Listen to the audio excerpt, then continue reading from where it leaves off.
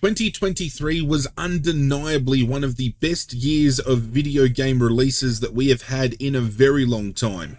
So much so that you may be forgiven if you missed a couple of titles along the way because of the extensive backlog you would have been building up after banger after banger after banger kept hitting the shelves. What is going on, YouTube universe? This is Zirra, and today, ladies and gentlemen, I will be bringing you my top 10 best video games of 2023 that I have played. Due to the sheer force that was the powerhouse of video games within 2023, I myself fell victim to falling behind the 8 ball, and there were a handful of titles that I would have loved to have gotten my hands on, and undoubtedly would have probably made this top 10 list at the end of the day. So before we even get to my top 10 list, I have to give some honorable mentions to Cyberpunk 2077 Phantom Liberty, Lies of P, Star Wars Jedi Survivor, and Zelda Tears of the Kingdom. Now, I know some of you at home are going to get your knickers in a twist and you're going to hate the fact that some of those games didn't make my top 10, but at the end of the day, I had to be fair to myself and true to you guys at home. If I'm trying to build a cohesive top 10 best games of 2023 list, I feel the only way I can do so is based upon opinions from actually playing those games. I don't want to be fraudulent. I want to be true to myself. I want to be true to you guys. So as much as it pains me that those games missed, I definitely am still looking forward to getting my hands on them at one point or another and diving into the experiences that so many people have told me that they have enjoyed this year. And as always, my list may be very different from yours. In the comment section down below, sound off and let me know what your best games for 2023 were. Number 10. Dead Island 2. Oh! Look at all the smoke coming out of his head. He took one last hit. Many fans of this IP, including myself, were left in limbo for years when it came to this game. We got a teaser, then it got delayed, then it got delayed again, then rumors dropped that the game wasn't even going to fucking happen, and then eventually we got it, and I'm glad we did because I enjoyed my time within LA. While there are many that may argue that there is a lack of imagination within this game and that Dying Light do it better, which is kind of ironic given that Dying Light was made by Techland, the same studio that created Dead Island, I still thought that there was plenty going on within this game to keep the gamer entertained. Dambuster Studios has delivered a charming and hilarious apocalyptic sequel to the 2011 original that is littered with great one-liners and dismembered body parts in equal measure.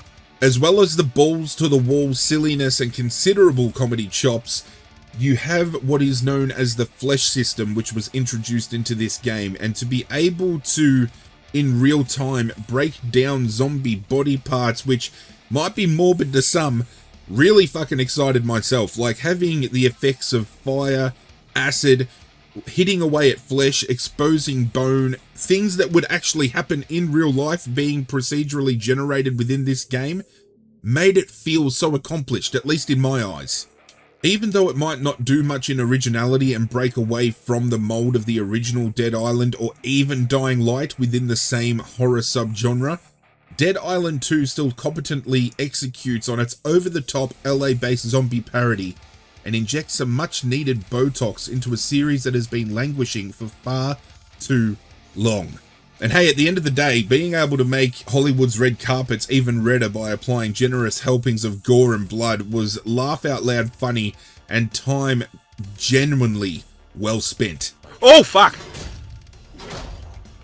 What is with you bastards hiding in restrooms? Number 9. Sea of Stars. The video game market currently is so packed to the brim with RPGs designed to appeal to the nostalgic part of your brain, but Sea of Stars is so much more than just a fantasy adventure that looks like it belongs to the Super Nintendo library. Beyond the 16-bit influences, Sea of Stars is a surprisingly modern game at heart that puts a fresh spin on evergreen gameplay mechanics, engaging combat, and beautiful pixel-based art direction combined to create a charming time capsule. If you're a sucker for nostalgia like myself and want to bring the past into the present, Sea of Stars is definitely a game you need to get your hands on. Number 8. Disney Dreamlight Valley. You have the power to make it special again. Now, I know what some of you are thinking already. Zirra, Disney Dreamlight Valley came out in 2022. How is this on your best games of 2023 list? You'd be right, but technically, it came out of early access and into full release this year, only a month or two ago, so if you want to go down the road of technicality, we could probably class this as a 2023 game, right? Disney Dreamlight Valley takes place in the titular Dreamlight Valley, a magical valley with various biomes populated by Disney and Pixar characters. The game features non-linear gameplay similar to Nintendo's Animal Crossing games, or even The Sims, where players take control of a customizable human player character living in the valley. A lot of people at home would probably think that, Disney is not synonymous with myself, but I was a Disney boy, and you might be able to take the boy out of Disney, but you can't take the Disney out of the boy. That I don't even know if that's a saying, and that sounded a lot more fucking sexual than I realized. I apologize. Oh shit! But to be able to sit down, pick up my Nintendo Switch at whim, and be able to interact with beloved Disney and Pixar characters that I grew up loving as a child and have a deeper appreciation for now as an adult is absolutely magical. I mean, Disney is magic, after all. After all, this is your Dreamlight Valley. Number 7. The Texas Chainsaw Massacre. I see you bastards, get here. I'll fucking shank ya. At this point in time, are there any classic horror franchises that haven't dipped into the pool of asymmetrical multiplayer horror? Seriously, I'm asking, fucking tell me! While I am still patiently waiting in the wings for Freddy Krueger and a standalone Nightmare on Elm Street video game, the Texas Chainsaw Massacre is a thrilling example of thinking outside the box, and then absolutely ripping that fucking box to shreds with a pull-in 245A chainsaw. The Texas Chainsaw Massacre steps away from the formula that we have seen through Dead by Daylight in a 4v1 scenario, and uses a 4v3 scenario instead. A format that works brilliantly to instill a sense of tension and dread in players looking to escape Leatherface and his family. It is respectful to the source material and anchored by a rewarding gameplay loop. This game feels like a horror movie coming to life. Penis, if I wanted to. Get here, bitch! Yes! Number 6. Resident Evil 4 Remake. Oh, fuck, choke me, daddy! Choke me! If you're a game developer looking to remake a classic video game after this, fuck I pity you, because Resident Evil 4's remake is going to be an incredibly hard act to follow. To many, the original game has a permanent seat on many lists counting down the greatest games of all time, especially when you're talking about the PlayStation 2 or the horror subgenre. But it might have given up its spot to a stunning remake that doubles down on the survival action aspects of its predecessor, and masterfully rebuilds the experience into a genre-defining adventure. Whilst I personally prefer the Resident Evil 2 remake and hold it in higher regard, the Resident Evil 4 remake is both respectful of its past and brimming with new and well-executed ideas. Resident Evil has not seen better days than it has now. Oh shit! Dr. Salvador, I didn't expect you, I'm sorry. Number 5. Final Fantasy 16. Strap yourselves in, ladies and gentlemen, this is going to be a fucking ride and a half. Whilst this is only a sequel in name only, Final Fantasy 16 continues the franchise's rich tradition of reinvention, delivering an action-packed saga for the ages, backed up with some of the best boss fights I have ever seen in a video game, excellent voice acting, a rousing score, and one of the best companions and goodest boys that we have ever seen in recent memory. Final Fantasy XVI goes all in on its premise to create a game that is awe-inspiring, with its Godzilla-sized boss fights, and surprisingly mature with its emotional roller coaster of a story. Spoiler alert, there's a sex scene as well, so I know some of the perverts at home will fucking like that. Number 4. Spider-Man II. Oh, for the love of fuck, please. Yes! There is a small subgroup of humans out there that argue this game does not bring much in the way of innovation, but there is plenty of refinement and improvement that makes Marvel's Spider-Man 2 one of the best PS5 games of the year. Jam-packed with tweaks that improve the art of being Spider-Man, challenging new enemies, and a story that pulls absolutely zero punches, the latest Spider-Man adventure is so incredibly hard to put down.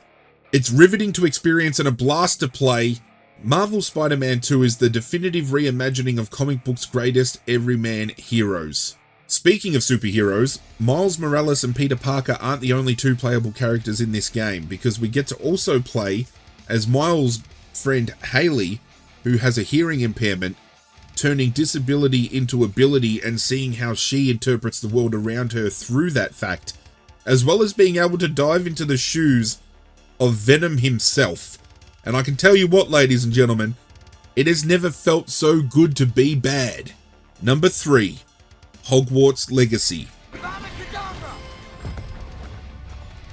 I don't know about you guys at home, but I've been waiting for a very long time to get a definitive Harry Potter game experience. I think the last Harry Potter game I played that I was truly encaptured was back on the PlayStation 2 with Harry Potter and the Chamber of Secrets. Now, don't get me wrong, there have been a big amount of games between Harry Potter, Chamber of Secrets, and this point in time, but none of those games have come close to fulfilling the fantasy of receiving a Hogwarts admission letter that opens the door to a secret and magical world.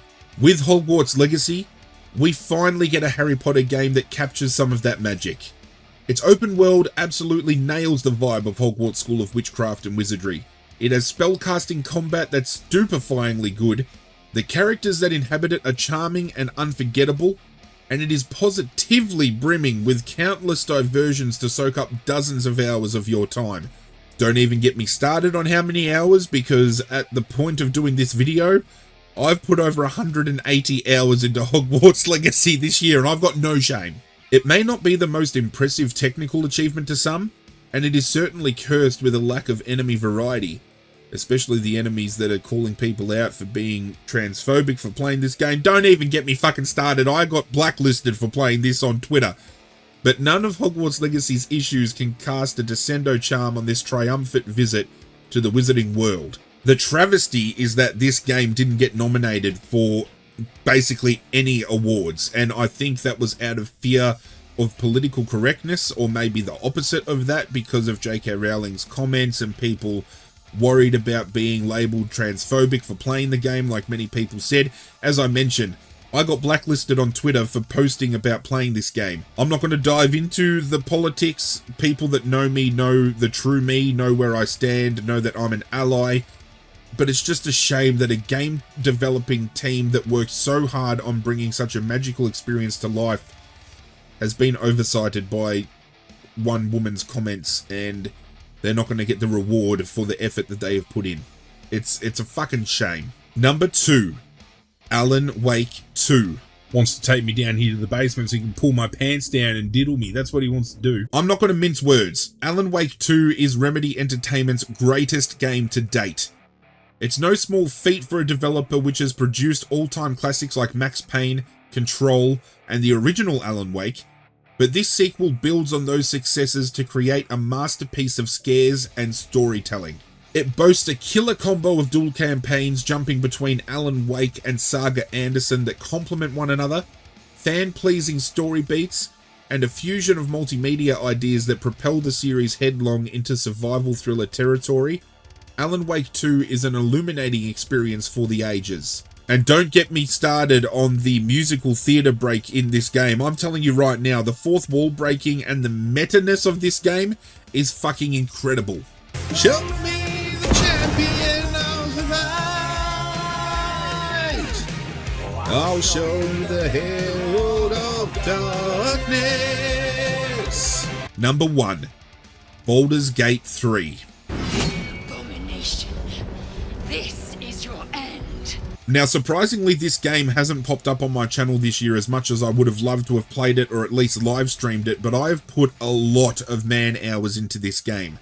100 plus hours into Act 1 alone. I've only just encroached onto Act 2, and that blows my mind. The fact that there is enough content to put 100 hours into a game before moving on to the next chapter blows my fucking mind.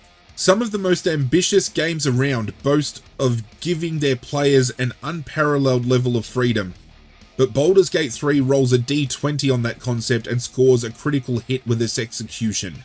It's the sniper-focused approach to giving players the tools they need to be the best adventurers that they can be, along with a memorable cast of characters, unique playthroughs, absolutely phenomenal combat, and at least one instance of punting a squirrel into bloody giblets that makes Boulders Gate 3 so impressive.